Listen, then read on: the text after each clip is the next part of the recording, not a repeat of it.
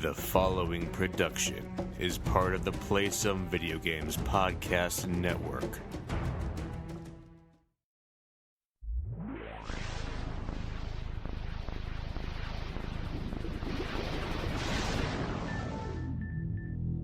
I know you, your past, your future.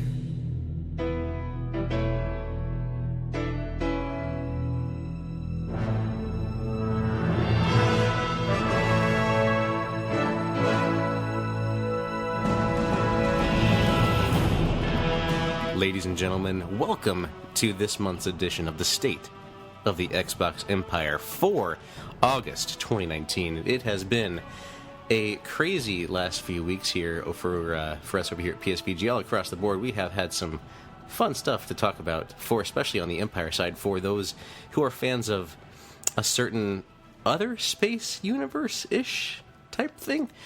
We have some good discussions to come up on here. And of course, joining me is, yet again, the Darth Vader to my Palpatine. Ooh. Palpatine?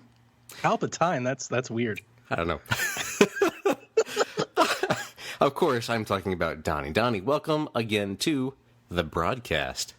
Greetings, Koopalings. What's up, Nate? It's been a minute since you and I chatted. I went on vacation. It's like 2 months, man. I feel like a giant Empire-sized hole. I know. In my routine. We had to go without you last month, which was, a little different, but I got a chance to get Mo on the show and talk with him a little bit, so that was always fun.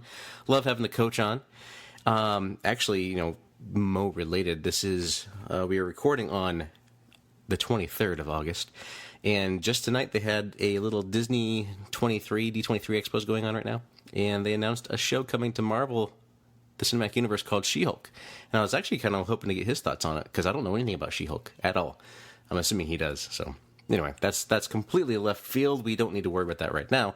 Donnie, it has been a minute, so why don't you tell us what you have been up to, good sir? Oh, over there on the Xbox? It's a lot of things, but it's like, how far back do you want to go? I just finished up, as I feel per usual for this show, I just finished up Life is Strange, episode 4 of season 2, Life is Strange, and last night. Brief spoiler for not spoiler, but plug for the Discord. There is now a Life is Strange spoiler section in our Discord over there at PSVG. If you want to go talk spoilers about it, I think Donnie's probably the only one in there, so someone needs to talk to him. No, we have Kyle and Rebecca, my Life is Strange crew. They rolled with me deep. But yeah, Game Pass game in the Game Pass. So if you have Game Pass, you already have it if you didn't know. And I don't think this episode, I didn't like it as much as the last episode, but that doesn't mean I didn't like it. It's probably my second favorite episode so far. Is there 5 in the series? There's 5. Okay. Yep, 5 in each iteration, and this one deals with religion, but it's more like Waco crazy religion, which is entertaining. A bit rushed though. That's my only thing with the pace. It just felt like it was a bit rushed for my liking. I would have enjoyed the stay a little bit more and really lean into some of the characters. But good. And the season, then the series continues to, I think, get better with each release. Good. I think it started off like on a negative note for me, and it's just kind of gotten better with each release since then. Good to hear. Kevin and I tried to play Wolfenstein Youngblood. That's probably the best way of putting it. We've been trying to play it. Are you interested in hearing anything about that game? I'm sure our listeners would like to hear something. I mean, they haven't had your take. They've heard Kevin's take. I hate that game. I absolutely, it's been a long time since I've actually hated a game. Like, I don't want to play it. I uninstalled it. I was like, I don't even want you on my console anymore. Get off of here. How much time did you give it? I don't know, 2 hours maybe, 2-3 hours total. It took, Kevin and I probably played 90 minutes to beat the first section, like the opening and the boss. And the boss battle was like 20 minutes of us just unloading clip after clip after clip into the boss. Bullet sponge. Oh, and then some.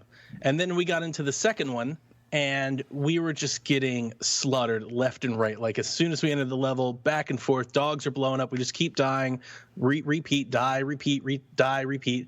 Even Devin came to our aid. And you know how much Devin likes to make fun of us in the chat. He's in the chat, and he's like, this does not look like fun. And he plays Destiny. Right. And so Kevin played solo, and we dropped the difficulty down to easy even, and he got through the level But he said even after that, it took him like 30 minutes. He was doing a lot of like running and hiding to recover and then come back out and empty all his clips and run around and get more stuff. I don't know. Maybe it's harder when you play co-op. Maybe the level adjusts to when you're playing with two human partners as opposed to playing solo. The game looks great. It still shoots like Wolfenstein, but everything else about it, like the balance. So the big thing with this game is that there's types of ammo, and it's really hard to explain. There's like symbols for your ammo type that you have. You have like one that's like a cube, and the other one's kind of like a stripe symbol. And each enemy has an ammo that it's weak to. Oh. So like the idea is that is Destiny all over again. You need to change guns to match the enemy that you're fighting. Problem is, as I proved on Kevin's stream, I unloaded an entire clip of automatic into the back of this commandant, right in the back of his head, and he fell to a knee, got up, turned around, shot me twice, and I'm dead. But he just gets up and walks off. It's just like I mean, I know it's early, and I know the whole point of the game, like they were trying to create like a mini Anthem Destiny clone, because the whole thing is you keep repeating it, and every time you earn coins to get better, so you keep upgrading. Does this, like, me? This sounds like everything I don't want to play in a game, like this constant grind. I'm like, I don't like any of this at all. There's a skill tree and everything. You start at super low powered and you die a bunch until you get stronger. And then I think eventually you'll get to run the game. Everything I've heard about the game on other podcasts is it doesn't get much better. Colin Moriarty's podcast, he was talking about how he dropped the game to easy to get to the final boss and still died like 10 times and just eventually quit. He's like, I'm done. It's brutal. It's a slog. Like it's a real challenge. So if you're into that, if that entices you, then you might love it. Like I said, it plays great, but I am not into that at all, and I am not enjoying it. And it's been hard for me and Kevin to even find nights to do it because I'm playing all these other games. I'm like, Kevin, I'd rather not. I have no yearning to play this game. But we finally tried it again last night, and I was like, I'm done. Find somebody else. You need another partner. I hate this game. I'm deleting this game right now. I never want to play it again. Which, not that this is in Game Pass. I bought this game for both of us, but Game Pass, I think I've brought this up before. Game Pass has given me this weird, like, short attention span patience thing with games. If I'm not really like into a game, I'll move on because I've got hundreds to choose from. It's like Netflix. It's like, man, you get 10 minutes. Get 10 minutes to hook me, and if you don't, I'm on to the next thing. So I moved on from Wolfenstein 2. But speaking of Game Pass and some Gamescom highlights earlier, I actually bought this game before it came to Game Pass, Devil May Cry 5. I'm on the final chapter of. I have almost beaten this game, and I love it. I love it dearly. It is fantastic. It is one of my favorite games that I've played so far in 2019. And I'm really happy that it came to Game Pass. I think more people should try it. It's not because of the story. It's not because of the characters. In all reality, they're kind of dumb. It's the fluidity of the combat. That's a Platinum game, right? It is. So like Bayonetta, that's right up your alley. And you get to play as Nero. You play as V. You play as Dante, and Nero has replaceable arms, like he lost his arm. So you have all these different devil breakers, and they all do their own different things. And then V has like a staff, and he can like release all these different spells that you can kind of control, which is weird at first. I got to admit, when I first started playing with V, I was like, I don't like this as much. But I think it grew on me pretty quickly. He honestly plays, if I can appeal to your comic side, is kind of like a modern take on a Nightcrawler type of a character. He can kind of like ghost and move quickly. He has like this panther that he can summon and a bird, and you can attack at the same time. Is the panther black? It is. Yeah. It's all made out of like this ghost black magic spell stuff that he does. And the characters are super dumb, but here's the thing. The game is really pretty, and it moves beautifully in motion, in combat, like all the frames. It's beautiful. It's fluid. And the camera slows down at just the right moments to capture the perfect like kill sequences, and it just zooms right over top of you at the perfect time. It just makes for a very pleasing experience when you're button mashing, doing all these different combos. And if you've ever liked a game like that, it's one of the best ones I've played like that, like Bayonetta, like other Devil May Cry games. This is the best one. Like, I've never played one that's better than this one. Nice. And I remember talking to Caroline when Bayonetta 2 came out, because, I'm not sure how much you follow Bayonetta 2, but when Bayonetta 2 came out, people were giving like 10s across the board. So how amazing, Bayonetta 2 was. And I've always been to think, I was like, man, I think Devil May Cry is better as a game. I've always enjoyed it more. I like Bayonetta, don't get me wrong. But like, there's just something that Capcom does with Devil May Cry that I maybe it's just the characters that I get more into. But yeah, Devil May Cry 5 is great. It's a great get. It's in Game Pass. If you have Game Pass, you owe it to yourself to play it. Like Monster Hunter World, big AAA game, just add it to your library. Go play it right away. And it's short. Like for a AAA game, it's not going to take you a week and a half to play. Like you could probably run it in a weekend if you really sunk in time, but you can do a chapter about an hour. I think there's like 12 chapters in the game. As I said, I think I'm the last one. I might be on chapter 10 or 11. So maybe I've got another one or two to go. But yeah, it's not bad at all. It's really, really good. I'll bring it up. I've never been interested in the DMC series, but I tried Bayonetta on Wii U, I think it was, possibly. Mm-hmm. And that was just not my style. So I'm not sure if I'm just not a fan of that genre. Yeah, you might not. Yeah. You might not. So, and another part of the game is like... I'm an old man, Donnie. It has to be slow for me, and I can plod my way around. The game is very gothic and gory and horrific. Like the monsters are just the most beautifully grotesque things. Like dude's got a belly with a mouth that opens, and it's like, oh, it's so good. It's so good. I was like, man, this is really, really great stuff. But yeah, if you're not into that, it's very suggestively raunchy. It's not in your face like Bayonetta is as much, especially on the sex side. But it plays against the edge a lot. So if any of that bothers you, if you're not into blood or anything, this is probably not a good game for you. But it is a good game. It's a great game that is on Game Pass. And I already traded my copy in the day it was announced. I was like, well, no need to keep this disc anymore. And I took it back and got my money back. And I was like, well, I'll just keep playing on Game Pass. And what a beautiful thing it is. And then, I played Sea of Solitude and I played some Madden 20, if you care to hear about either one of those games.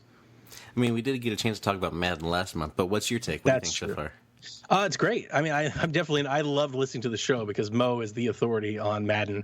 I've only got to play 2 exhibition games as the Browns. I'm just throwing bombs to OBJ. I'm getting hyped to the season. Baker and OBJ. I'm excited, so I'm just doing that. But it's beautiful. But last year's was beautiful. It's beautiful. I have not been a fan of the way Madden plays for a few years. I miss the arcadey or controls. I feel the motion and stuff. Today's stuff with the running backs and the different sides and the the slow stutter step and all that. It's not my favorite. I miss it was a little faster pace. That NCAA style, I'd say, that arcadey style. I prefer that, but at the same time, I get it. The diehards play it that way. So yeah. I stick Speaking with of it. the NCAA style, you should check out the QB1 mode. I heard Seth talking about it, and it's on the to-do list. I just hadn't gotten to it yet. It's a taste, a shade, if you will, of your NCAA desires. It's going to make me mad. You get a chance to at least play college team games, but it doesn't give you any depth or anything to make any changes or anything. But it is kind of cool to see that they have some of those bigger schools in there. And it's not all of them, obviously, but it's some There's bigger. 14 of them, right? Yeah, something like that. I don't think they licensed any of the Big Ten teams. It's just Texas, all the southeastern schools, and Clemson. Sounds about right.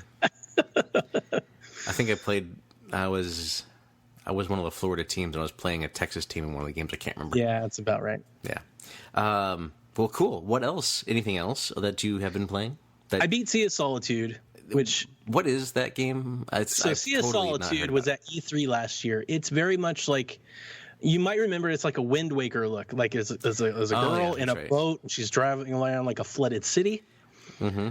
I beat it. It came out about a month and a half ago. I played it, and I beat it right away. It's okay. It's good.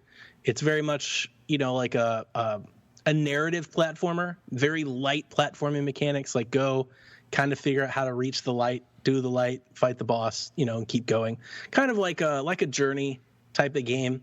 But the story that it's telling, I don't think it did not resonate or hit with me as much. Not to say it's bad, but I don't know if I'd recommend that people would buy it and rush out to buy it like I did, especially if you have EA Access. It's going to hit EA Access. Mm-hmm. Just wait for it and play it there, and I think you'd be better off. But I did play it and beat it, and it's beautiful. It does have the Wind Waker vibe. I wish there was more of that. I wish there was more like action and stuff to it, and that's kind of, I think, the reason where I was just kind of like, okay, I finished it, but left me wanting more. Yeah. Yeah. So Donnie's update was brought to you by Game Pass. Oof. Love that Game Pass. As we usually do, this is our Game Pass corner. We have we talk way too much about Game Pass. You realize that? No, we don't. We don't talk enough about Game Pass. I'm telling you, we could do an entire show just about Game Pass. We could just do a weekly Game Pass update. And it'd be fantastic, because who doesn't love Game Pass? We could. Now we got all the PC stuff in here too, like Age of Empires is on there and all that jazz. Well, for me, the only game that I've been playing on the Xbox side, I bet you can't guess what it's been, Donnie. Apex. Oh my God, this game. So I've been committed to the goal of getting to the maximum Battle Pass level for this current season. So I am currently sitting at 109 for the Battle Pass level, and the maximum is 110. So I'm right there, right at the cusp. After we get done recording, I might even go play some and get it, finally achieve that goal.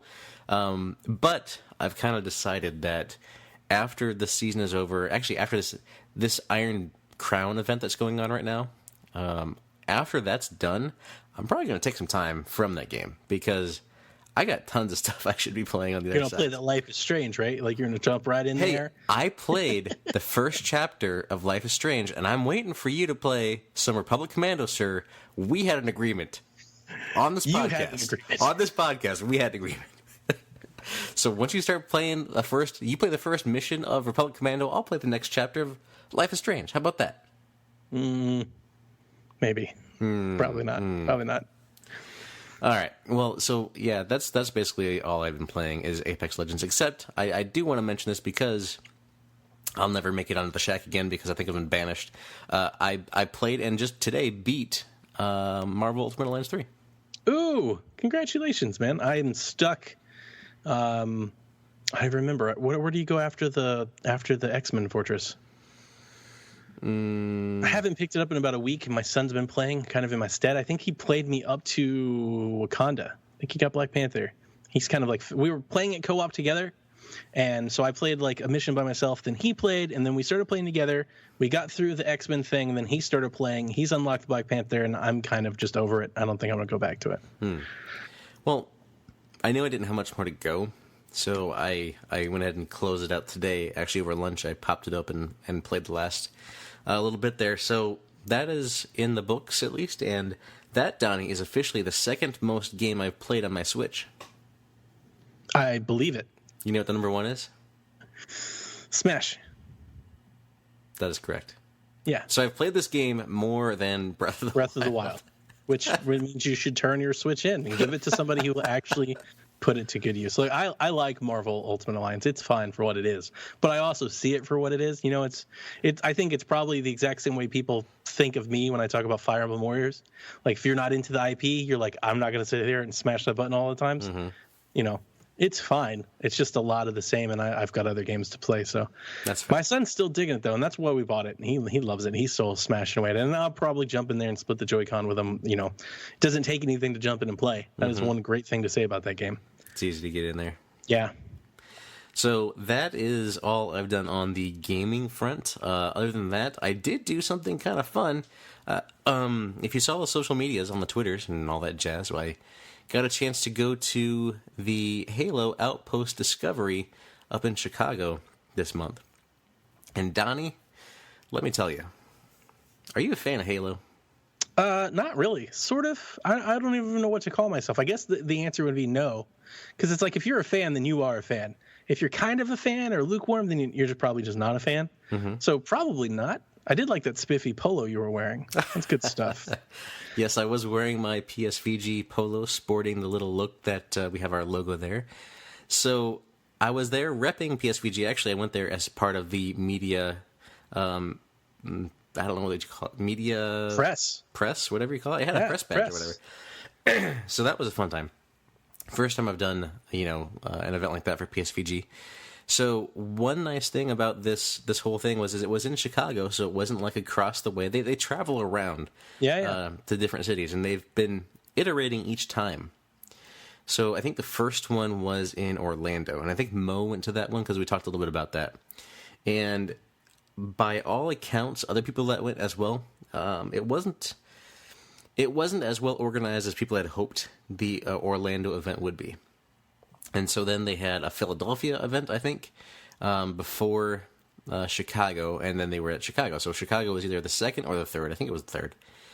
But I have to tell you that this time, at least, I was going in there expecting the worst. I was expecting long lines. I was expecting just mismanaged stuff to place. Did you hear them talk about it on GameScoop, like on IGN's podcast show? I heard them talking about it on Podcast Unlocked, I think.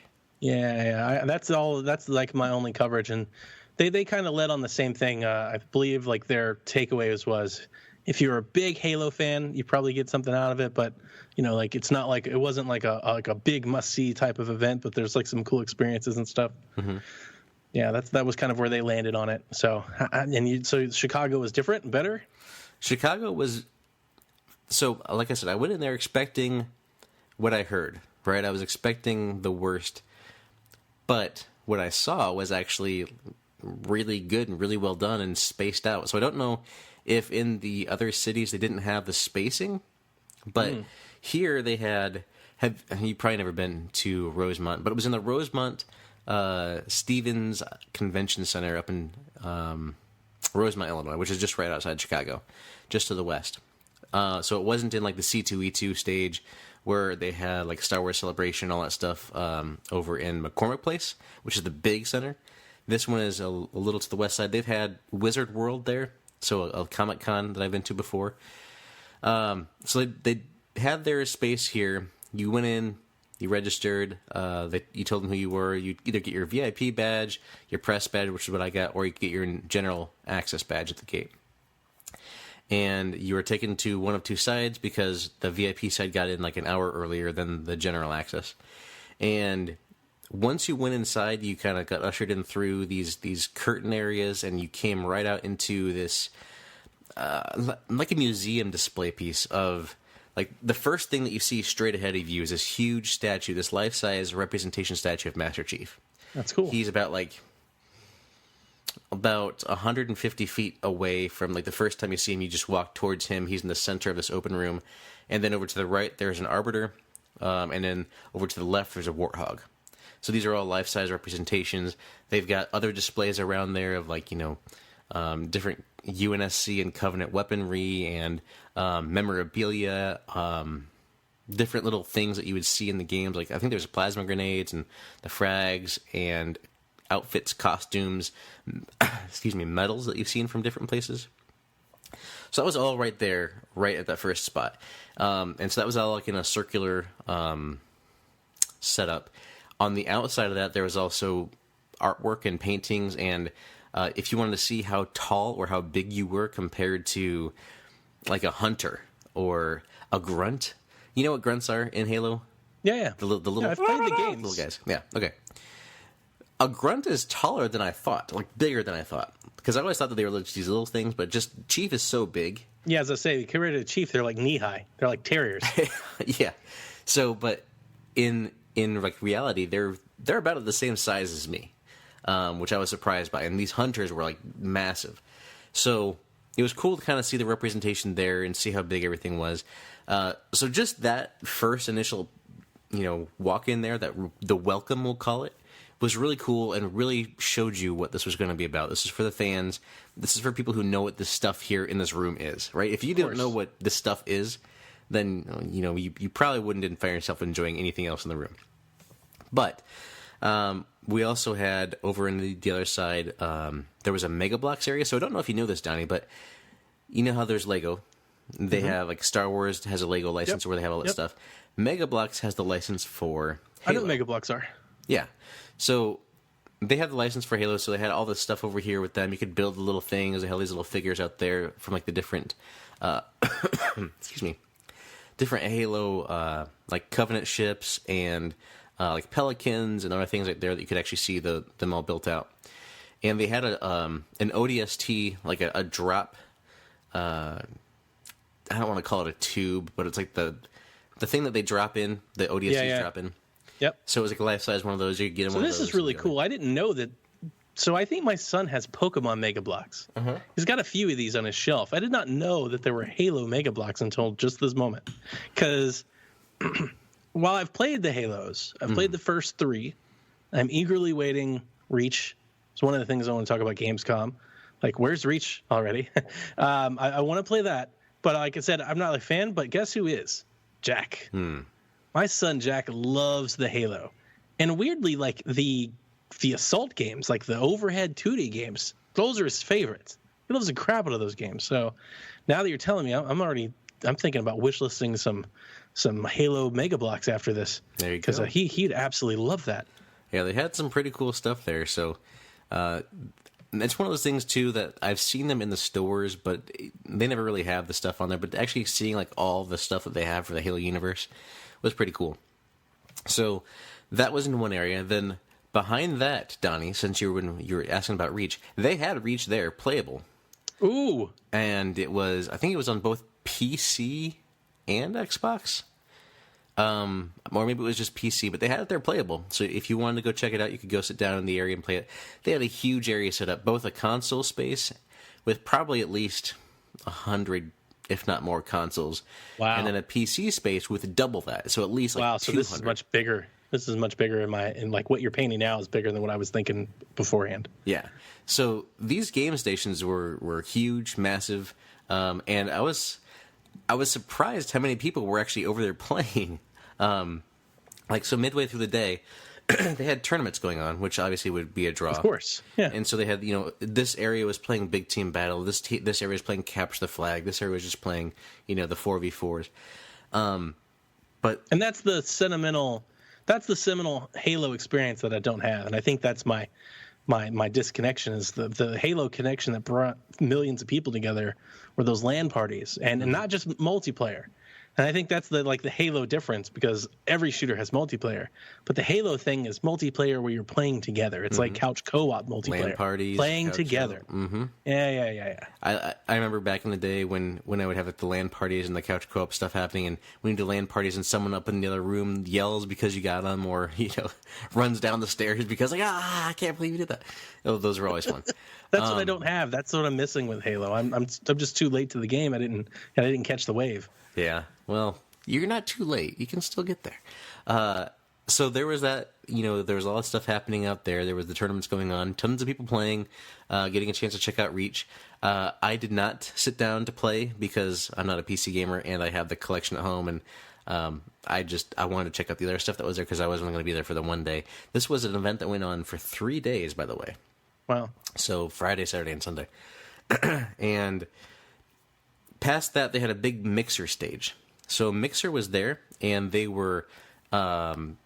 had panels. So they had Jen Taylor and Frank O'Connor and Steve Downs, and I think there was, not the day I was there, but another day there was Bonnie Ross.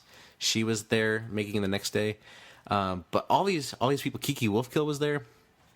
So it was cool to have those type of panels just going on. They were talking about various things in the Halo universe. They were talking about, Infinite and some other things that are coming down the pipe, which was cool to have. And they had various panels. One of the panels I did get a chance to sit down and actually watch. Actually, I stood up and watch it because there was enough seating for it, but I just wanted to stand anyway. Was a women in gaming panel, which is really nice to see all these the diversity that there is in specifically in the Halo universe, the franchise that's going on right now behind that. It's really cool to see how many people that there are that are involved. That back when you think about the original Halo, it was a bunch of guys developing it for a Mac, right? It's come a long way since then. Even though the studio head is female, and so it brings different perspectives and different ways to look at characters like Cortana and other female characters in the universe, because Cortana was originally just like an AI.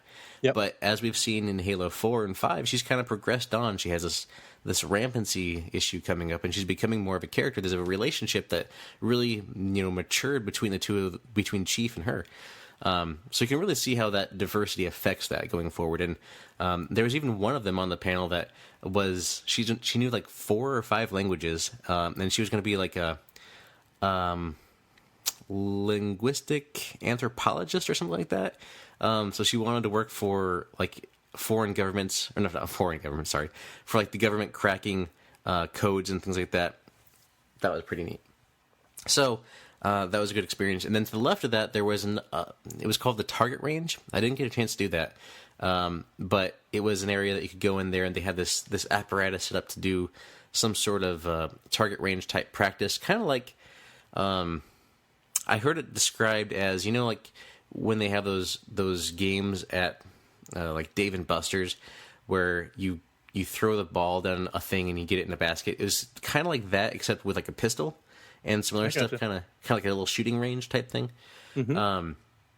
So I didn't get a chance to do that one, but next to that, the first one I did was the VR training grounds. This is what I want to hear about. Yep. So this was the first experience I went and saw. It was.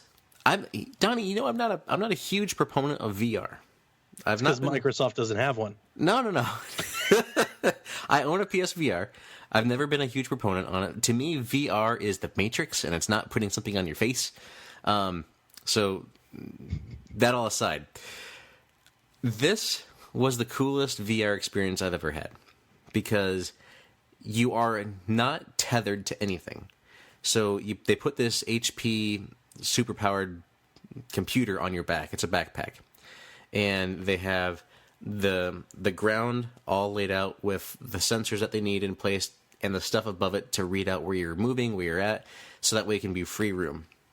And they give you your little Oculus Touch little thing that was a plasma pistol. Put the stuff on your face and you're good to go. I was really apprehensive at first because I saw it. The graphics and everything weren't amazing, right? It was kind of just, I wouldn't say polygonal, but kind of close to polygonal. Like it didn't have amazing graphics, but you got lost in what it was after it started, because it felt like real. Like you ducked behind a wall, you moved, like you peeked your head out, you could stick your pistol above a wall. I mean, it was amazing. That's the power of VR. Yeah, and so they moved that all around there, and after each few minutes, they would move the walls around, so that way it kind of changed the playing field around. So it was a 3-on-3, so your team of 3 versus their team of 3, and what you would do is you'd shoot a person and waiting for their thing they have to go respawn back into their home area, and so after that you get so many points and you go there, but. The basics of Slayer, right? You played virtual reality laser tag. Basically, yes. With other human players. Yes. I want that. Yeah, I think we all want that at home. That would be amazing. And it was really cool. So, and you could hear everybody was talking, like they had the headsets on, so you could hear people talking to each other about person over here, person over there. Oh, that's awesome. And they had everything like was going through your headset was like the Halo music, the Halo noise, and everything else. It was immersive, and it was really cool. And that was like, to me, worth the drive up there, and everything else would have been worth it just to go do that. It was that cool. I mean, the experience was only like, I'd say maybe 8 minutes, but it was the best VR experience I've had. And I have a PSVR, right? And I've done a few things, and it's got some cool stuff, and I've had my fair share of getting the VR sickness going on, but I had no like nausea feeling, no nothing. It was fluid. It worked really well. I was very impressed by the VR experience. So if it does come to Atlanta, Donnie, and you end up going, make sure you get in that line first, because that line was the longest, continually the longest line after it opened. And that's what they talked about on the IGN show, was just how popular that attraction was, how cool it was. And it's just like I've never experienced VR quite like that. The best I did a conference. I spoke at a conference a few weeks ago, the International Association of Fire Chiefs. They had a very similar company there with HTC Vives and stuff that were using theirs to like showcase how to basically virtually train firefighters to fight a fire, like in high-rise, small corridor apartments. And you had them geared up and everything, and they put on a tank, and you put on the equipment to get as heavy as you would, and you use it to walk through an environment and everything. It was very similar, but I can only imagine it'd be way more fun. Did they have at all, and I'm guessing the answer is no, but I feel like it might have been a missed opportunity. When they strapped you up and everything, did the armor and the headset and everything, was it like camouflage to look like Spartan gear? Was it like you're putting on the mask and the vest and everything? No, it was all just black. See, how cool would it have been if that was the case? That was a missed opportunity. Well, I mean, ODSTs just wear black, so... Yeah, but I mean, like, was it armor? No, or did you know you were putting on? Yeah, see, I was thinking about that, and I was like, that would have been super cool. If you could have had photo ops while you were doing it, that would have been amazing. Well, so here's the other thing. Like, while you were doing it, so you could watch the other people that were doing it, obviously. And it looks silly, just looking at what people are doing out there on the floor. But being in the actual experience and immersed in it, it was a really cool experience. And if something ever, has that high quality of a VR around again, I would probably do it, because that was nice. It was nice. So that was probably one of the highlights of the experience, as far as the attractions go.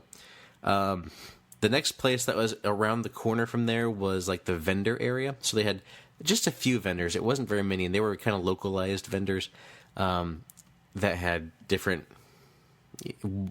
One person had like leather-bound books, like notebooks that were just leather-bound in articulate leather that they've created. And then the other one, they had like dice and stuff like that for board games. So our friends over at Board with Video Games, that could be something up their alley. And there was the Air Force was there, because they're partnered with Halo for this event. So they were having people like do the most pull-ups in a day. So they had like a record leaderboard there for that. And then there was like Wild Bill's soda. Have you ever heard of that? Yes. So they had Wild Bill's there. So you buy the little, like the Stein container, you can take it and get as much fill-up as you want. Sure. So that was there, and they had a food court open over there. And there was just a random vendor. Like, they just had random things. They had some homemade things and some, like, I'm trying to sell this for a black market price type things. Ooh. So it's kind of interesting there. So that was that vendor area. And then there was the actual like, official vendor area, which was big, and they had all the, the Outpost Discovery merch, and they had the exclusive What'd you buy? comic. The only thing I bought, I think the only thing I bought, was an 8-foot life-size Master Chief statue that now sits in your room. I think, okay, so the only thing I bought was, like, there was a pin, I think. I'm pretty sure. You bought a pin? Like a pin that you would stick on a lapel. You know me.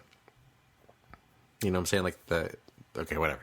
And I bought Do you hear, like, just the gasps and sadness across the empire? You bought a pen? A pin, like how Major Melson has I know the pen that you're talking about. I'm just you're failing to recognize that you had an opportunity to buy once in a lifetime merch, and you bought a pen. No, but that was a limited edition to the event. You need a statue or something, man. A helmet. So they did have helmets. But Why didn't you buy a helmet? You could be doing this show right now in a helmet. So if I was to buy a Master Chief helmet, I would buy like a dot spec helmet. Okay. So they didn't have those. They had like, $80 helmets that would not survive a bike wreck. You know what I'm saying? Still could have taken a picture with the helmet. Yeah, but they did have like little plasma sabers, like swords and stuff. You could have bought a plasma saber. But I did buy the limited edition exclusive comic book. That was hard. That was exclusive to the event, so I got that one. Sure. Yep. But I think that's all I got. So anyway, that was the exclusive merch. There was a few other things. They were sold out of a couple things. They had like a poster and some stuff there too. Then there was in the middle there was the Ring Experience. So it was this big circular area that was basically like a curated museum tour. So you go in here and you wear these headsets and you turn them to different like channels depending on what room you're in. and you have this guide that takes you through each room. There was like 4 different chambers. No, it was a in-universe archivist. So, okay. So they were like, playing the role of an in-universe archivist. And they took you into each room. They have these huge, like, life-size sentries. Did you play Halo 4 with the sentries? Not really. So they were big in the game, and so it just showed you I've how beaten 1 through 3. And I played a little bit of 5 before I quit on it. That's as much as I played. 4 was good. I liked 4. So they had big... Hey, I'm going to stop you again. I'm going to interrupt you again. Because here's the thing. Every time I tell you I played 1, you always tell me the one I haven't played is like the best one that I have to play. At first, it was like, I played 5 and I didn't like it. And you're like, you never beat the old ones? You got to beat the old ones. So I beat 1. You were like, but you missed out. Like 2 is the it. And then I beat 2 and you're like, but seriously, you're going to love 3. And I beat 3 and you're like, they're bringing Reach, by the way. Reach is right down your alley. It's going to be your favorite one. Now listen, you're like, I like 4. Like, this is the whole thing. I like the franchise. What can I say? How many Halos do I have to play? All of them, Donnie. Apparently so. ODST is also very good. I played ODST, and I gave up on it like 2 or 3 missions in. I wasn't digging that one near as much. Okay. Well, I apologize for your lack of vision, Donnie. I did like 3. I like 3 probably the most, actually.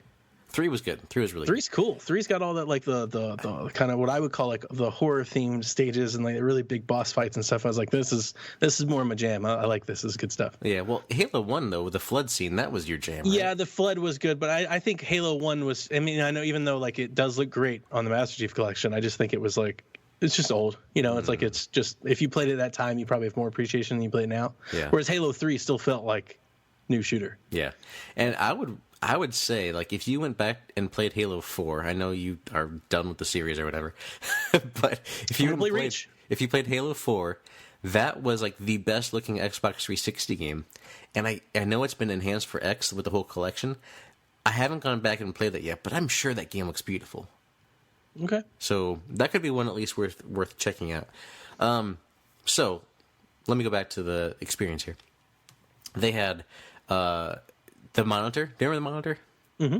They had a replica of him. They had some of the Flood and some other stuff in there that was really cool. And they took you to another room that had some more like a Halo miniaturized version of what the Halo ring looks like, and just like a piece of it.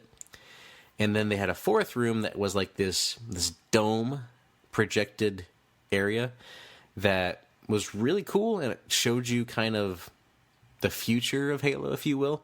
So it kind of looked like it was assets that we could see in Infinite.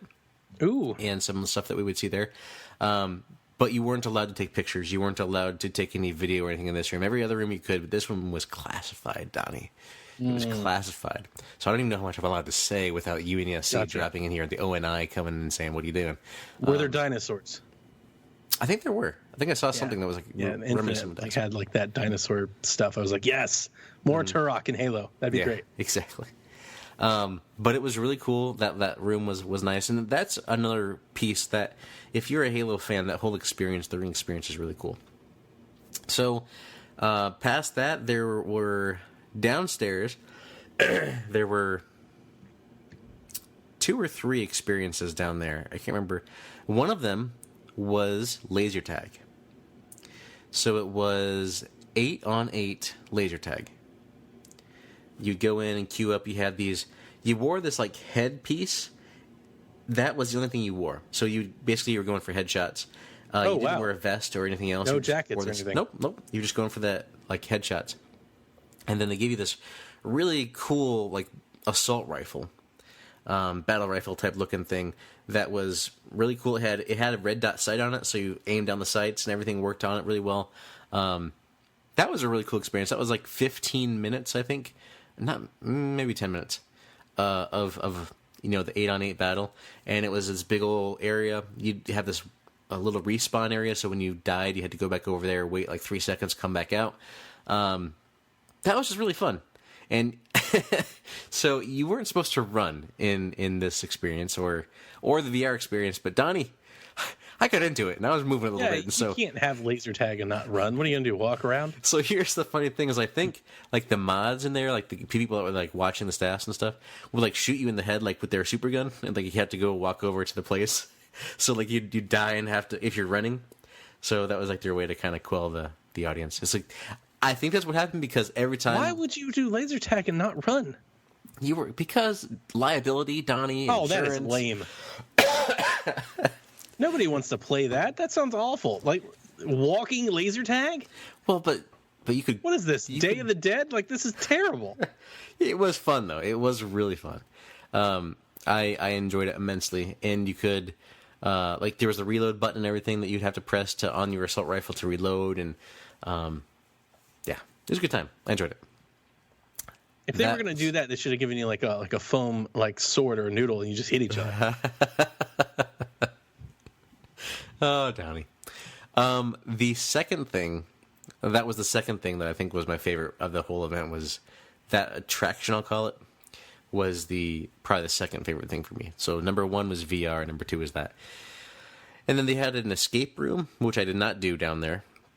And they had a Pelican training experience. So you could sit inside of what a Pelican cockpit would be, and you'd have to like press the different buttons and do the different things. And excuse me. So that was. Did it have like a projection on the screen that you were actually shooting things, like a TV or something? I don't know because I didn't get a chance to get in. Okay, gotcha. So there was enough there I was there for, since it opened until like 6 or 7, and then I had to drive back 3 hours. So I was there for pretty much all day. So I was going to ask you, since I got to put my boss hat on here. Since we sent you there as part of the press, did you do any press or just play laser tag all day?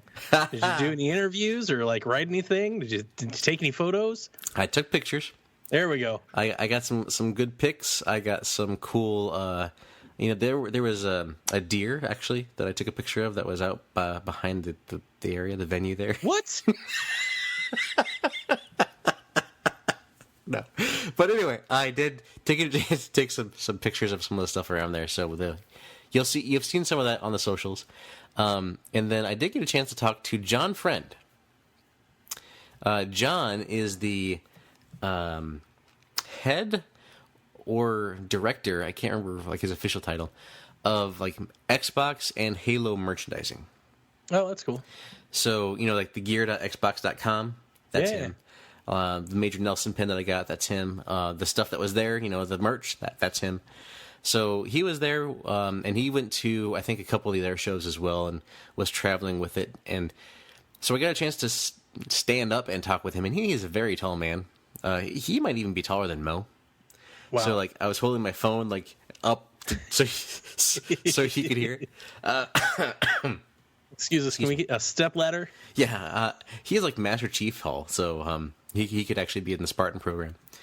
So I did get a chance to talk to him. I did get a chance to talk to some other people there that were really cool to discuss things with and that have been working on, the Halo franchise and things like that. I did get a chance to meet Kiki Wolfkill and Frank O'Connor, which are basically the creative heads behind the Halo franchise right now. They report to Bonnie, I'm sure. I would say hopefully not Tim Longo. He just quit. Nope. If you didn't catch that news story, Yeah. he was the creative director over Infinite. He just left. Yeah, I did not meet a Tim Longo there. He was not there. But I also did get a chance to meet Steve Downs, the voice of Master Chief. Wow. And Jen Taylor. Did you get him to record us an Empire opener? There was strict guidance for them not to do that. Oh, yeah. I would have loved for that opportunity, but they were very strict there. I mean, you didn't have to pay to meet them. You could have slipped them like a hundo, though. Like, hey. I know. I mean, I'm sure they would have been like, hey, this is Steve Downs, the voice of Master Chief, $100. I'll say whatever you want. Right. But he was pretty cool. Everybody was really cool to meet there. I was very surprised. I did get a chance to have my Halo 4 case signed. So for Halo 4, I got a white limited edition case, and I took that there, and I also took another case there, but I thought that one was cooler of the two, and Kiki and Frank signed that. It's awesome. So that was pretty cool. I was not able to get a chance to get Steve or Jen to sign it because I was in line for theirs, but I was late to get in line, and they cut the line off, and they had another obligation to go to. But the reason I was able to actually get a chance to get a picture with them was because there was like this VIP lounge area. Yep. That I was going in there, I was chilling, was talking with some people and some friends that I had made while I was there. So if you are a new listener because of that little event, hello. Good to have you along the show now.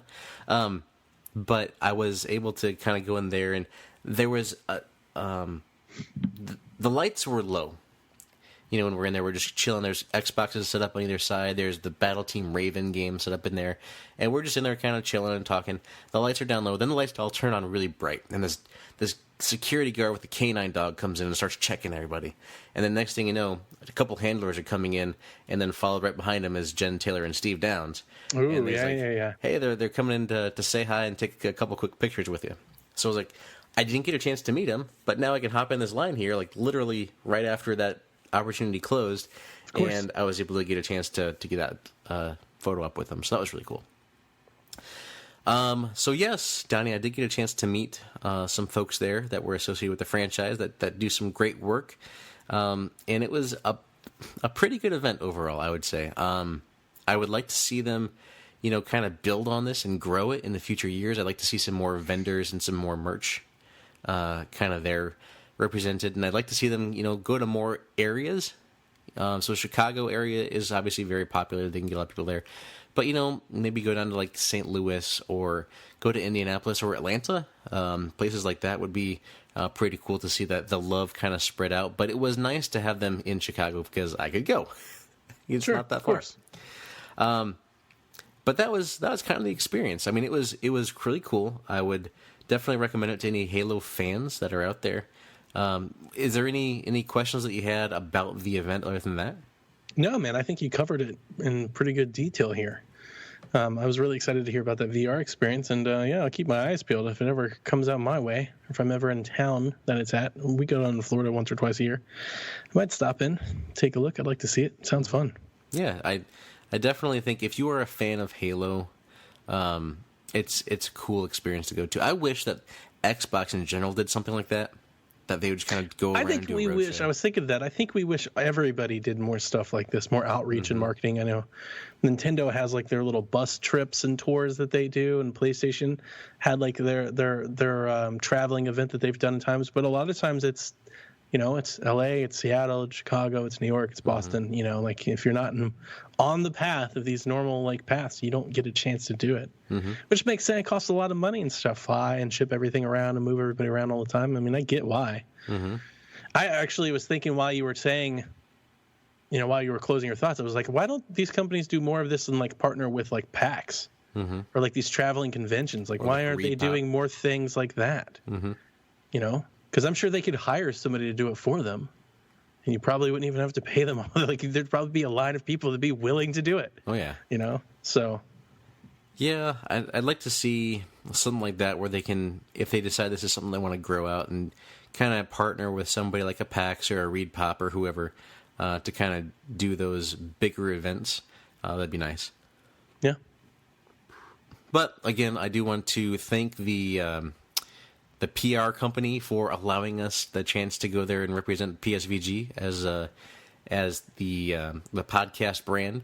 I did get a chance to meet some other cool people there, and in fact, in the lounge there was a man and his grandmother were there, and they do a show where they go through and they talk about the Halo things, and she's been playing through the Halos, one by one, and kind of getting some stuff put together. So it was really cool to meet them. Hopefully we'll be able to have them on the show soon and introduce them to our listening audience, because I think that would be a pretty cool bit of synergy.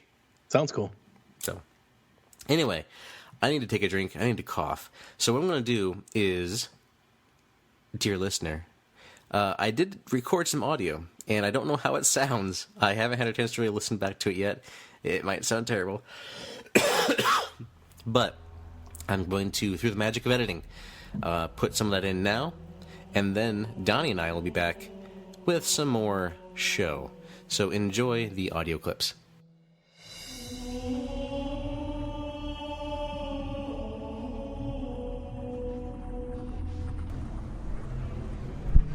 Hey, what's up, everybody? This is Nathan from PSVG and the State of the Xbox Empire, and That's Entertaining.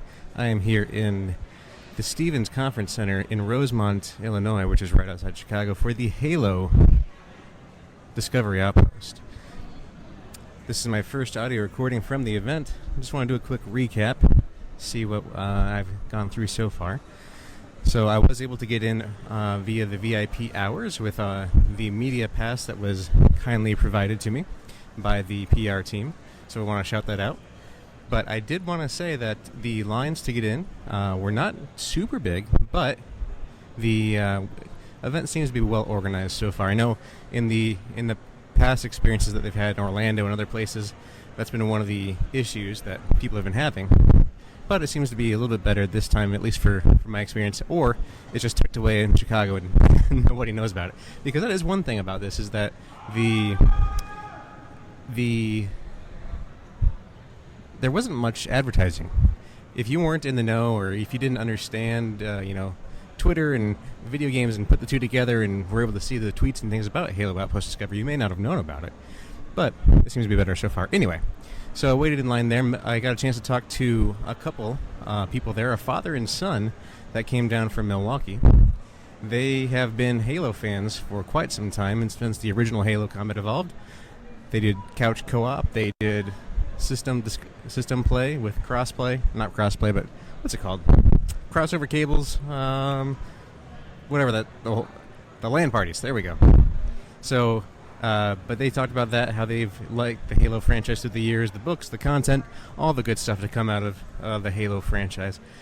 They were looking forward to checking out the VR experience here, as well as the Hall of History, which gave you all the important information from the Halo universe.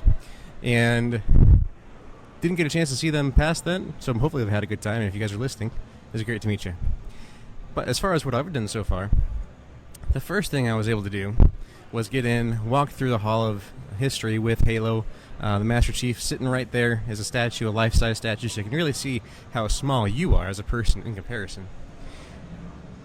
Also, the Arbiter was there, and a Warthog, and some other great stuff just to see from Outpost Discovery here in that Hall of Entertainment. That's not what it is.